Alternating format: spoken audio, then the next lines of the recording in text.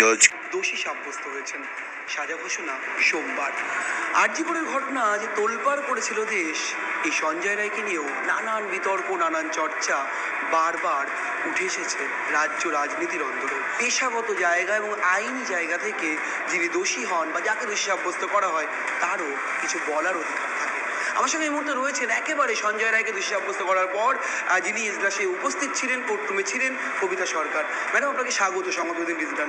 Madam, আপনি দিনের পর দিন লড়াই করেছেন, একজন মহিলা, আপনি বরিষ্ঠ আইনজীবী, বিভিন্ন বহুদিন ধরে আপনি লিগাল এডে কাজ করছেন, নানান ক্ষেত্রে দাঁড়িয়ে সঞ্জয় রায়ের হয়ে আপনি সওয়াল করেছেন। আজ কোর্টরুমে যে ড্রামাটিক সিচুয়েশন তৈরি হলো, সঞ্জয় রায় নানান কথা বললেন, ঠিক কী ঘটলো এবং আপনি কি দেখলেন এবং আপনারা কি দেখলেন এবং বিচারকের সামনে সঞ্জয় ঠিক কী বললেন? আচ্ছা, আজকে যেটা হলো যে বিচারক তাকে 3টে ধারায় দোষী সাব্যস্ত করলেন। আর সেই কতটা ওর সাজা হবে সেটা তো সোমবার জানা যাবে। তবে বিএনএসের 64 আর 66 এবং 103(1) এই সাব ক্লজে ওকে দোষী সাব্যস্ত করা হবে, আর এটাই জানালেন। আর সোমবার ওকে ভালোভাবে ফাইনালি শোনা হবে, তারপরেই ফাইনাল জাজমেন্ট উনি আমাদেরকে জানাবেন। এখন এই ক্ষেত্রে সঞ্জয়ের অনেক বক্তব্য আছে। সঞ্জয় যেটা বলছে যে ও কখনোই এই মামলায় যুক্ত ছিল না এবং এই ধরনের জঘন্য অপরাধ ও করেনি। এবার এই সব প্রমাণ, যেটা জজ সাহেব বলছেন যে সব প্রমাণ এবং সব কিছু যা উঠে এসেছে সবই সঞ্জয়ের বিরুদ্ধে। তো সঞ্জয়ের এক্ষেত্রে শেষ এই সীমানায় এসেও কিছু বলার আছে, যেটা উনি সোমবার দিন শুনবেন।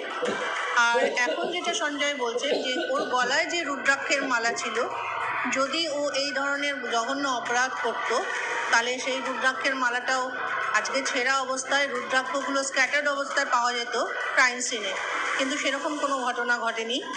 আর যেগুলো যে আমরা এই মামলাটা যেটা হচ্ছে সেটা ডাইরেক্ট কোনো এভিডেন্স সেরকম নেই, আর যেটা আছে সেটা হলো সবই সার্কামস্ট্যান্সিয়াল এভিডেন্স, যেটা আমরা পারিপার্শ্বিক যে সব মানে কি বলবো যে এভিডেন্সগুলো সেগুলো আমরা পাচ্ছি, যেগুলো দিয়ে কাউকে দোষী সাব্যস্ত করা অনেক কঠিন ব্যাপার। আর এখানে আমরা ডিফেন্সের তরফে কোনো রকম ডিফেন্স উইটনেসও আনিনি, এবং অনেক কাজ আছে যেগুলো আমরা আরও পুঙ্খানুপুঙ্খভাবে করতে পারতাম, কিন্তু ডিফেন্সের তরফে সেগুলো করা হয়নি। আর এই যে খামতিগুলো হয়তো হাইকোর্ট বা সুপ্রিম কোর্ট যখন আমার আসামি করবে তখন হয়তো সেগুলো রিকভার হবে, তবে সেগুলো তো অনেক ভবিষ্যতের ব্যাপার। এখন যে পর্যায়ে আছে, সঞ্জয়ের বক্তব্য হলো সে এই মামলার সঙ্গে কখনোই যুক্ত ছিল না এবং এই ধরনের জঘন্য অপরাধ সে করেনি। ওকে আজকেও ওর সঙ্গে যখন লকআপে কথা বললাম, ও আমাকে একটাই কথা বলল যে আজকে আমার পয়সা নেই, আজকে আমার কোনো সামর্থ্য নেই, আর আমার প্রভাব প্রতিপত্তিও নেই যে আমাকে একটা ফোন কল করে এই কেসের মধ্যে ইনভলভ করে দেওয়া হলো। যেটা অনুপ দত্ত ওকে ফোন করে এই হসপিটালে আসতে বলেছিল। অনুপ দত্ত হলো যে কলকাতা পুলিশের যে ওটাকে ওয়েলফেয়ার যে সেল আছে সেখানকার উনি একটা চার্জে আছেন, ইনচার্জ। আর এই ব্যাপারে আর ওর কাছে কোনো রকম ইয়ে নেই যে ও এই হসপিটালের এই 3rd ফ্লোরে যে কোনোদিন গেছে, মানে এটাই ওর ফার্স্ট টাইম ওই 3rd ফ্লোরে যাওয়া। সেটা আমরা ওর গতিবিধি, যখন ওর যে সিসিটিভি ফুটেজটা ভাইরাল হয়েছে সেই গতিবিধিটা আমরা সিসিটিভি ফুটেজ দেখলেই বুঝতে পারবো যে ও কোনো জায়গায় প্রথম পাঠানো হয়েছে এবং ও কীভাবে জায়গাটাকে লোকেট করছে। ডিফেন্সের তরফ থেকে আপনারাও তখন ব্যর্থ, মানে আপনারা প্রমাণ করতে পারলেন না যে সঞ্জয় ঘটনায় একা জড়িত নন বা কিছু, ব্যর্থ তো আপনারাও নাকি সিবিআই, মানে কি বলবেন? এখানে আমরা যেরকম ব্যর্থ, মানে এখানে আমাদের ব্যর্থতা হলো আমাদের যারা হায়ার অথরিটি আছেন, মানে হায়ার আমার উঁচু র্যাঙ্কের যারা অ্যাডভোকেট আছেন, তারা এই কাজটা স্বতঃস্ফূর্তভাবে করলেন না, আর যেখানে আরও কিছু করার ছিল।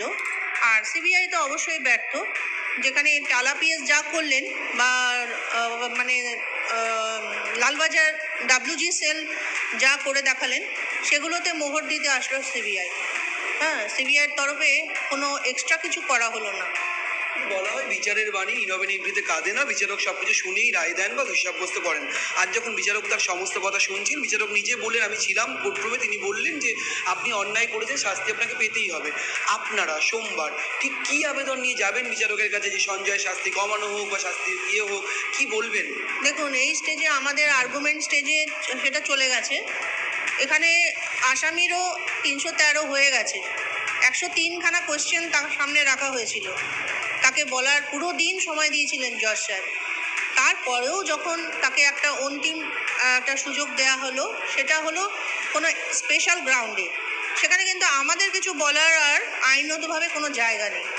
আমরা কিছুই বলবো না, আসামি যা বলার বলবে এবং সেই ভিত্তিতে আসামির যা রায় হয় হবে। সর্বোচ্চ কি মৃত্যুদণ্ডের দিকে কোনো রকম এরকম নির্দেশ আসতে পারে বলে মনে করছেন? যদি আসে তাহলে আপনাদের পরবর্তী পদক্ষেপ কী? এখানে দেখুন, দুটো ভাইটাল কোয়েশ্চেন এসে যাচ্ছে। একটা হলো ভিসেরা রিপোর্ট এখনো আমাদের সামনে আসেনি, হ্যাঁ। আর একটা হলো যে ভিসেরা রিপোর্ট যদি পজিটিভ হয়, তাহলে ওই ভিকটিমের লাস্ট সিন যদি থিওরি অ্যাপ্লিকেবল হয়, ওই 4জন ডাক্তার, তাহলে তারা কি খেয়েছিল বা খাইয়েছিল সেই নিয়ে প্রশ্ন আসে। কাকে? ভিকটিমকে? ভিকটিমকে। ঠিক আছে, যদি ভিসেরা রিপোর্ট পজিটিভ হয়, বললাম না, যদি সেটা পজিটিভ আসে, আর যদি পজিটিভ আসে তাহলে কিন্তু আপনি বুঝতে পারুন যে আমার মক্কেল কিন্তু দোষী না, অনেক আগেই ভিকটিমকে মারা হয়ে গেছে, এটা উঠে আসে। আর যদি ভিসেরা রিপোর্ট নেগেটিভ হয় তাহলে হয়তো অন্যরকম গল্প, কিন্তু ভিসেরা রিপোর্ট কেন এখনো এলো না এবং ওটা ছাড়া কি করে মামলার রায়দান পর্ব হচ্ছে, সেটাও কিন্তু একটা বড় প্রশ্ন। উচ্চ আদালতে গেলে এই বিচার প্রক্রিয়া নাও ধোপে টিকতে পারে, এই রায়দান বা এই সাজা ঘোষণা সবটা অন্যরকম একটা পরিস্থিতি তৈরি হতে পারে। উচ্চ আদালতের ওপর আমার অনেক ভরসা আছে। অবশ্যই উচ্চ আদালত যা এই আদালতে বা এই স্টেজে আমরা যা করতে পারলাম না, পরবর্তীকালে উচ্চ আদালতে ওর যে আইনজীবীরা হয়তো সেটা পূরণ করতে পারবে এবং ওকে রিলিফ দিতে পারবে। আর যেটা আমাদের পক্ষে করা হলো না, সেটা ইচ্ছা না অনিচ্ছাকৃত, আমি এটা বলবো না, যেটা আমরা করলাম না। মানে আপনারাও যে ব্যর্থ ডিফেন্সের লয়ার হিসেবে আপনি স্বীকার করছেন আজকে এই দোষী সাব্যস্ত হওয়ার দিন?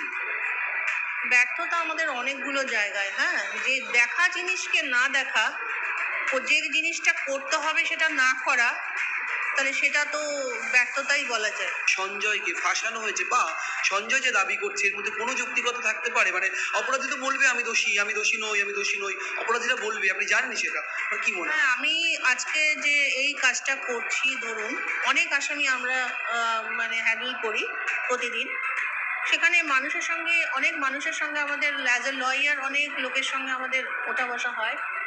সেটার দিকে বলতে পারি যে সঞ্জয়কে আমি যে যতদিন ধরে ও অ্যারেস্ট হয়েছে, তারপরে এই 5 মাস ধরে যে আমি ওকে দেখছি, তাতেতে আমার ওর হাতের লেখা দেখে আর ওর সঙ্গে কথাবার্তা বলে আমার কখনোই মনে হয় না এই ধরনের জঘন্য অপরাধ ও করতে পারে। হ্যাঁ, কিছু রুড বিহেভিয়ার, মাথাটা গরম, চট করে মানে রেগে যায়, হ্যাঁ, এইগুলো তো আলাদা কথা, কিন্তু এত বড় একটা মার্ডার এবং একটা রেপ চার্জ ওর ওপরে আসা, এটা কিন্তু আমি এখনো নিজেকে বিশ্বাস করাতে পারছি না। এটা আমি পার্সোনালি বলছি। ডিএনএ তে নানান রকম কিছু বলা হয়েছে, সঞ্জয়ের সাথে ম্যাচ করে গেছে। ডিএনএ ব্যাপারটা যেটা বলবো, যে নিপল সোয়াব যেটা, সেটা লালার রসটা নিপলে সেটা সঞ্জয়ের সঙ্গে ম্যাচ করেছে। দেখুন, এখন যে আদার যে এভিডেন্স কালেকশন হয়েছে, যে ডাব্লিউজি সেল এবং টালা পিএস, যখন এটা তো সঞ্জয়কে যখন 9 তারিখে তোলা হয়েছে, মানে ওখানে ডেকে, তারপরে 10 তারিখে ওকে অ্যারেস্ট করা হয়েছে। এই যে 9 এবং 10-এর এই যে রাত্রিবেলা এবং 10-এর পরে ওর প্রোডাকশন 10 তারিখে বেলা 4টে দেখানো হয়েছে, এই নিয়ে কিন্তু অনেক তর্ক বিতর্ক আছে এবং যা দেখানো হচ্ছে তা কিন্তু সবটা ঘটেনি। হ্যাঁ, আমার একেবারে আপনার কথা থেকে স্পষ্ট হলো যে সঞ্জয় এই জঘন্যতম অপরাধ করতে পারে বলে আপনি বিশ্বাস করছেন না। কোন দিন দাঁড়িয়ে বলছেন? যেদিন বিচারক তাকে দোষী সাব্যস্ত করলো। মানে সঞ্জয় অপরাধী নন, এটা আপনি বলছেন, কিন্তু সেখানে দাঁড়িয়ে আরেকটি প্রশ্ন, আপনি এই মামলায় যখন কাজ করতে শুরু করলেন, বহু লয়ার তো রাজি হচ্ছিলেন না, আপনি সাহস নিয়ে এগিয়ে গেলেন যে ওরও কিছু বলার অধিকার থাকতে পারে। আপনার সামাজিক বিড়ম্বনা ঠিক কী কী সমস্যার সম্মুখীন হলেন একজন মহিলা হিসেবে, একজন আইনজীবী হিসেবে? দেখুন, সেরকমভাবে আমি কোনো সমস্যার সম্মুখীন হইনি, হ্যাঁ, বা আমার সমস্যার সম্মুখীন হতে আমি মানে সেগুলোকে হয়তো আমি অত গ্রাহ্যই করিনি, কেন যেটা আমার ডিউটি আমি সেটাই করে গেছি। পরিবার, পাড়া প্রতিবেশী, না, পরিবারে হয়ে লড়ছেন। না, পরিবারে আমার স্বামী, আমার খুব সমর্থন করেন আমাকে এই কাজে। এখনও উনি লাইভ টেলিকাস্ট দেখেই যাচ্ছেন, অফিসে কাজ করছেন আবার লাইভ টেলিকাস্টও দেখে যাচ্ছেন। আর যেটা হলো যে আমার বাবা মা প্রথমে ওনারা একটু অবজেকশন দিয়েছিলেন যে আমার সেফটি সিকিউরিটি এবং সমাজের লোক কি বলবে, কিন্তু এখন এই কাজের ধারার পর এখন তাদের মন থেকেও এটা উঠে গেছে যে একজন যত জঘন্য অপরাধী হোক তার বিচারে পাওয়ার অধিকার আছে এবং আমরা লিগাল এডে সেই কাজটাই করে থাকছি। আমাদের মানে আমার ডিপার্টমেন্টেই খুলেছে অ্যাকিউজদের হেল্প করার জন্য। কারণ নিরাপরাধের শাস্তি, সেই ধনঞ্জয় বানিদা যে কথাটি বারবার করে উঠছিল, আপনি কি মনে করেন সেরকম কোনো নিরাপরাধ একটি মানুষ বলির পাঠা হবে?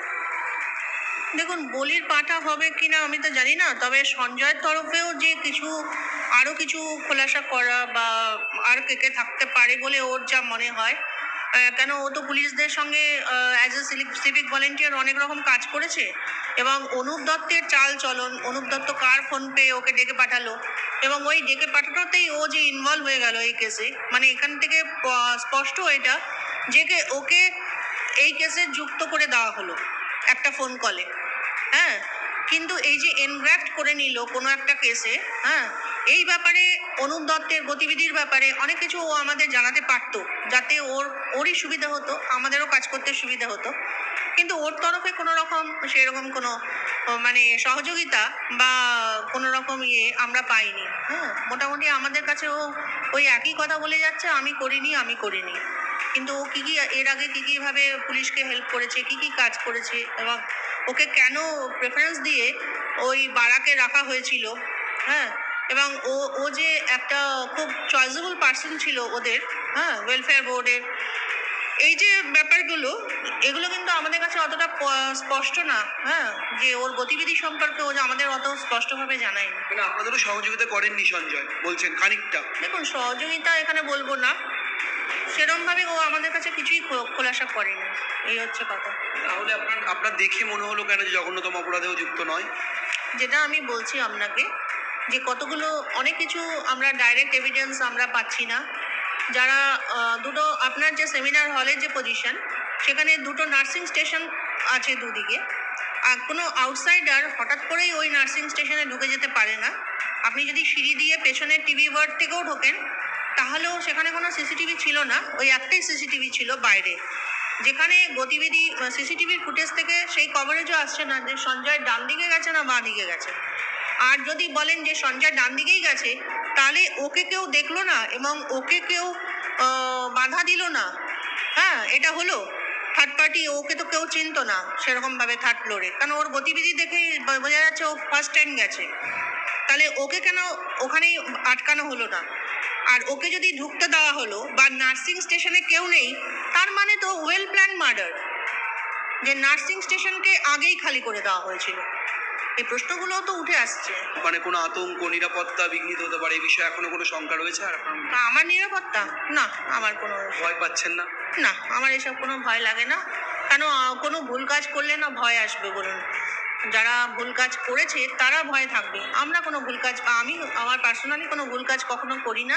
যতটা পারি আসামিদের সাহায্য করি। আসামি কেন, যে কোনো লোক যদি লিগাল এডে কোনো হেল্পে আসে বা অন্য কোনো আইনি বা যে কোনোভাবে পার্সোনালি কোনো হেল্প চায়, আমরা এবং আমার দিদিরা আছেন, এখন ওনারা আছেন, আবার অন্য 3 দিন আরও 2জন দিদি থাকেন, আমরা আমাদের সর্বস্ব দিয়ে ওদের হেল্প করি।